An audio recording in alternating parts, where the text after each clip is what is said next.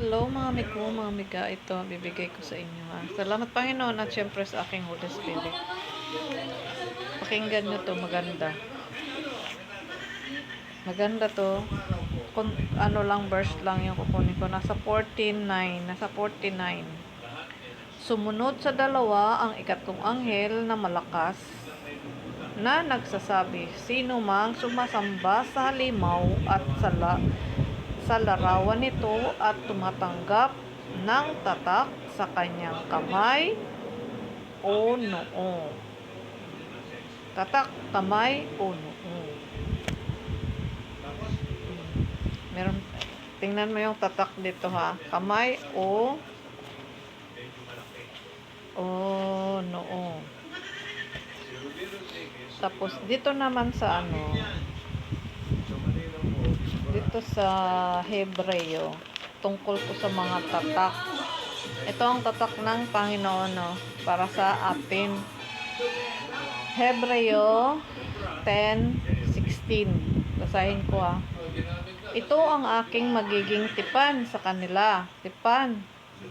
Pagdating ng mga araw na iyon, sabi ng Panginoon, iuukit ko sa kanilang puso ang aking mga utos at itatanim ko ang mga ito sa kanilang mga isip. Yan ang tatak ng Panginoon. Iuukit at itatanim sa ating isip at puso. Ito tatanim sa isipan at iuukit. Saan ba to? At iuukit sa puso. Ang isang tatak ay yung kaninang binasa ko, yung nasa pahayag ay itatatak sa noo at sa kamay. Kanyang kamay. Itatak. Mamili kayo kung anong tatak ang gusto nyo doon. Itatak sa isip o sa puso. Ayan, isip at puso. Yung isang tatak sa noo lang at sa kamay. Ano ibig sabihin nun? Ang kamay na nakatatak sa kamay at saka sa isipan ay dito sa noo ay walang halaga.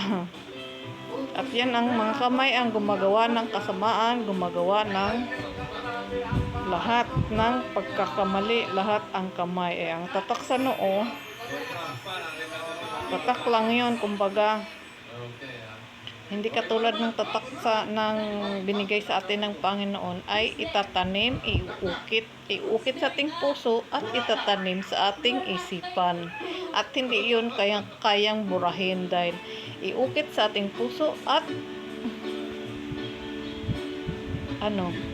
tatanim sa ating isipan. Hindi katulad ng isang tatak na tatak lang sa kamay at tatak sa noo. Di pwede ring mabura kung gusto. Mabubura yun kung magbago ka. Mapapalitan yun kung magbago ka. Yung tatak mo nasa noo at saka sa kamay at magbago ka, mabubura yun.